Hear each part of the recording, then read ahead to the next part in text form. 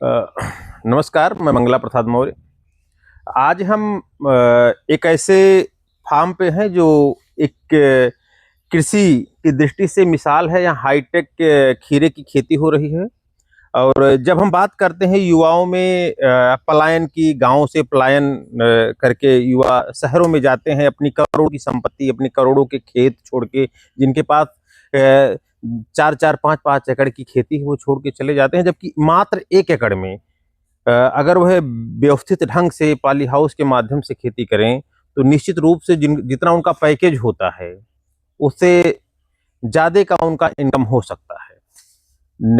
अगर हम रिस्क की बात करें, निश्चित रूप से कृषि के क्षेत्र में काफ़ी रिस्क है। लेकिन जो आप ये व्यवस्था देख रहे हैं खेती की, जो परंपरागत खेती से अलग काफ़ी हाईटेक इसको माना जाएगा। इसको पॉली हाउस में जब कर लिया जाएगा तो कई तरीकों की चीज़ों से हम उस पे जो है नियंत्रण पा जाते हैं। नियंत्रित खेती कहते हैं। तो ये जो हमारा नियंत्रित खेती है, इसमें हमारे मौसम को हम लोग कंट्रोल कर लेते हैं कि कोई भी मौसम हो, उसको हमारे पास बाहर की हवा नहीं आनी है, बाहर के कीट नहीं आने। हाँ, कुछ जो है मृदा जनित बीमारियां जरूर आ जाती हैं, लेकिन उसको भी बहुत आसानी से हम लोग अंदर कंट्रोल कर लेते हैं और किसी भी मौसम में हम सब्जियों को उगा सकते हैं। और ऐसी प्रजातियां विकसित कर दी गई हैं जो आप हमारे फसलों में देख रहे होंगे कि नीचे से लेकर ऊपर तक हर गांठ पर आपको खीरे ही दिख रहे हैं। तो जो युवा ढेर सारा इन्वेस्टमेंट पढ़ाई में कर रहे हैं, पढ़ाई बहुत जरूरी है, पढ़ाई जितना पढ़ पाइए पढ़ना चाहिए, लेकिन उसके बाद जब भी रोजगार ना मिले तो दूसरी जगह नौकरी करने से अच्छा जो आपके पास खेती जमीन है, उसका उपयोग आप अपने करियर के रूप में करें, अपने भविष्य के रूप में करेंगे, तो निश्चित रूप से बहुत ही अच्छा आमदनी होने वाला है आपका। अगर आप थोड़ी सी जानकारी लेके उस दिशा में, जब एक नौकरी करने के लिए लोग कितना तैयारी करते हैं, क्या क्या करते हैं, लेकिन आप देखे होंगे कोई 10वीं पास, कोई 12वीं फेल, तमाम ऐसे किसानों के उदाहरण आते हैं कि इतना पढ़ के ही इनका करोड़ों करोड़ों का टर्नओवर हो गया है, कई कई लाख रुपए महीने उनका आमदनी हो रहा है कृषि से। किसी के पास जमीनें नहीं, वो लोग लीज पे लेके कर रहे हैं। तो ये बहुत सारे उदाहरण मिलते हैं। तो उसी सेगमेंट में एक हम आज जिस खेत पर हैं, यह पॉली हाउस 1 एकड़ का पॉली हाउस है। और जैसा कि हम कई वीडियो में पहले भी चर्चा कर चुके हैं कि पॉली हाउस पर उत्तर प्रदेश सरकार और केंद्र सरकार लगभग 50% का अनुदान देती है। यह प्रोजेक्ट लगभग जो है 58 लाख के आसपास का बन के तैयार होता है, जिसमें 50% अनुदान मिल जाता है। और जो आपका शेयर होता है उसके लिए भी लगभग, अगर आपका जमीन है तो बैंक आपको फाइनेंस कर देती है। और प्रति वर्ष जो है 15 से 20 लाख का इनकम हो जाता है। अगर आप जरबेरा कर रहे हैं, सब्जियों का कर रहे हैं, या फिर और कोई पुष्प उत्पादन कर रहे हैं, तो एक मतलब औसत इतना हो जाता है। बाकी इनकम के बारे में कृषि में बहुत कुछ नहीं कहा जा सकता है, लेकिन इसका आप समय का मैनेजमेंट करके कि आप सीजन में जब खीरा लेंगे तो और ज़्यादा, इस समय रेट इनका थोका 8-10 रुपये होगा। यही रेट जब आप सीजन हो जाएगा, थोड़ा सा जुलाई के बाद का जब हो जाएगा, जून जुलाई के बाद का अगर लेंगे, तो उस समय इनका थोक का रेट 25-30 रुपये। बहुत ही अच्छा प्रश्न है। यह एक वैरायटी जो हमारी सामान्य रूप से आती है, उससे अलग प्रजाति है। इसमें हम थोड़ा नजदीक से आपको दिखाएंगे तो इसमें नर फूल नहीं आते हैं।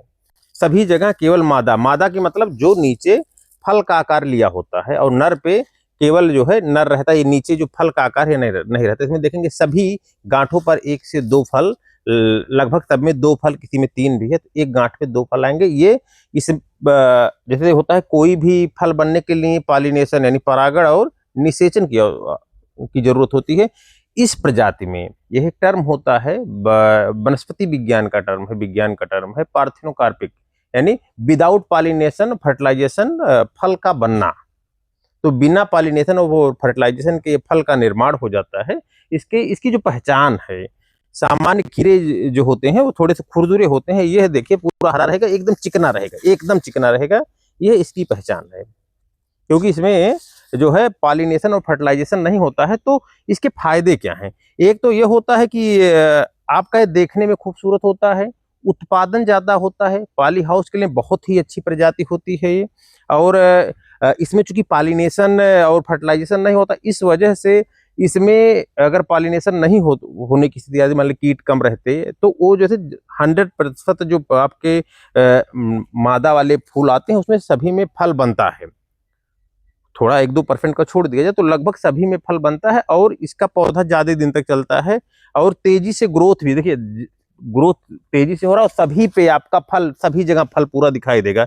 इधर की आज हार्वेस्टिंग हुई है, उन्होंने बताया है, ये देखिए नजदीक पे दिखाएंगे, यहाँ तक इनकी हार्वेस्टिंग हो गई। फिर देखिए कोई भी गांठ, अगर सिंगल गांठ खाली नहीं है, सिंगल गांठ इनकी खाली नहीं, कहीं नहीं, हर जगह जो है फल आएगा। और इसमें लगभग 90% तक इसमें पानी होता है, पानी की मात्रा होती है और इसमें बीज बहुत ही कम होते हैं। तो इसकी डिमांड जो होती है, जो हमारे हमारे 5 सितारा होटल हैं उनमें, और फिर मेट्रोपॉलिटन सिटीज जो है, मेट्रो सिटीज हैं जो अपने यहाँ के लिए हम कह सकते हैं, लखनऊ या कानपुर, दिल्ली और गोरखपुर, तो यहाँ पर इनकी डिमांड काफ़ी अच्छी होती है और रेट भी काफ़ी अच्छा मिल जाता है। तो बहुत ही अच्छा फसल है। और अगर आज हम इनका उत्पादन का पूछें तो लगभग प्रतिदिन इस 1 एकड़ के पॉली हाउस से 7 से 8 क्विंटल इनकी हार्वेस्टिंग चल रही है।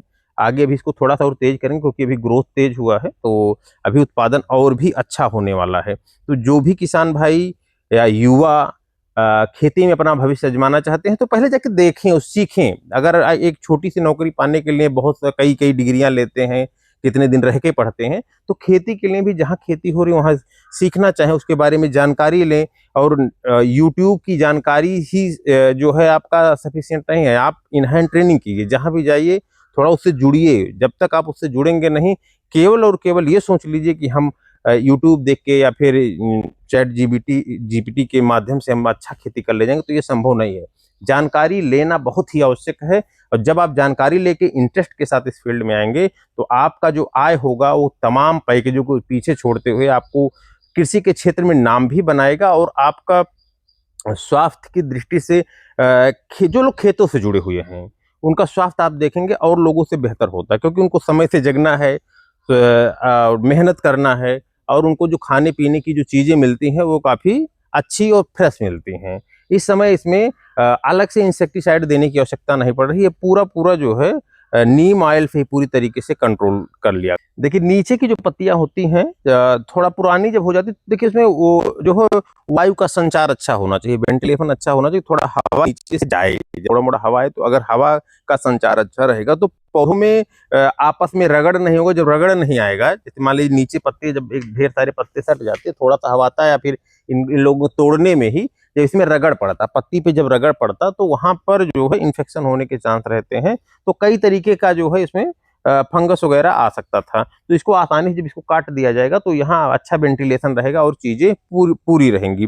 और इसमें अगर हम बात करें, क्योंकि पत्तियां ही हमारी भोजन बनाती हैं, इनमें हम लोग लिक्विड रूप में नाइट्रोजन के अलावा जो भी न्यूट्रिएंट लिक्विड रूप में ड्रिप के माध्यम से उनकी जड़ों के पास पहुंच रहा है, तो जो भी इनके लिए जरूरी पोषक तत्व है वह उनकी जड़ों के पास पर्याप्त मात्रा में नाप तोल के दिया जाता है उसमें, तो इनके पोषण में कोई कमी नहीं आने पाती है।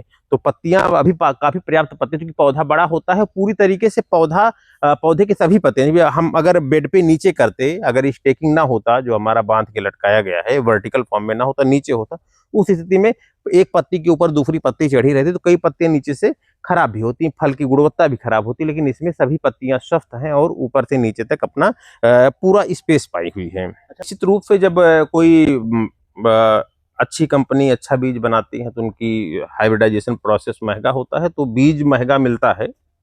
अब वो भी कंपनियों का रूल होता है, सरकार क्या हो, तो उसमें हम बहुत ज़्यादा जानकारी नहीं है, लेकिन बीज की मात्रा भी कम पड़ती है। इसमें कहा जाए तो बीज की मात्रा जो है 200 से 250 ग्राम ही 1 एकड़ में लगता है। तो बिल्कुल करीब 10 रुपए के आसपास, 12 रुपए के आसपास इसका एक बीज पड़ता है, जो हम जो है नेट के माध्यम से सर्च किए थे। युक्सल 5232 वैरायटी है, तो महंगा है बीज। युक्सल का सभी बीज महंगे हैं, लेकिन पता चलता है कि पॉली हाउस के लिए इनकी प्रजातियां बहुत ही मुफीद होती हैं, बहुत अच्छा उत्पादन, एक हम उत्पादन यहाँ देख रहे हैं, तो बाकी तो अच्छा ही होता है।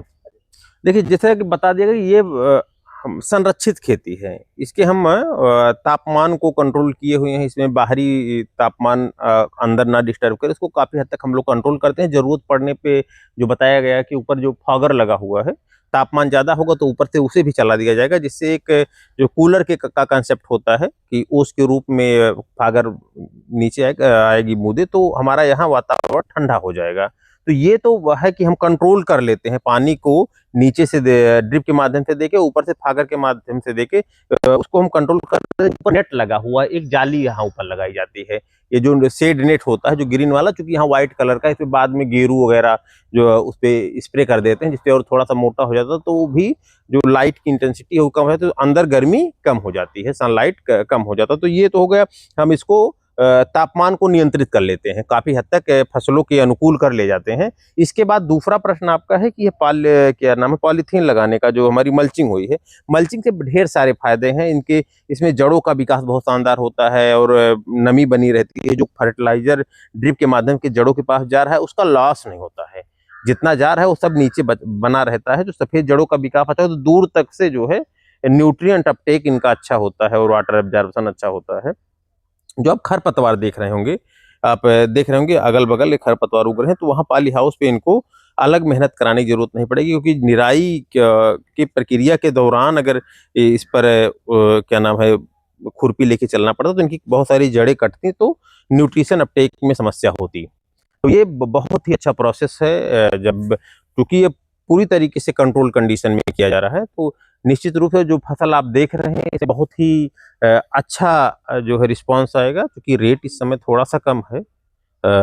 लोग फार्मर जाता है तो रेट कम हो जाता है, लेकिन फिर भी अगर मौसम की दृष्टि से बेहतर ढंग से चयन कर लें, किस तरह समय लगन ज़्यादा है, इसकी डिमांड ज़्यादा होगी, आप सीजन होगा, उस समय रेट काफ़ी शानदार मिलेगा। चलो कार्तिक, जो है गर्मियों में आपने बताया पानी ज़्यादा होती है और देखने में बहुत सुंदर होता है, जी। तो ऐसे में जो रेस्टोरेंट होता है वहाँ पर इसका क्या स्कोप देखा जा सकता है?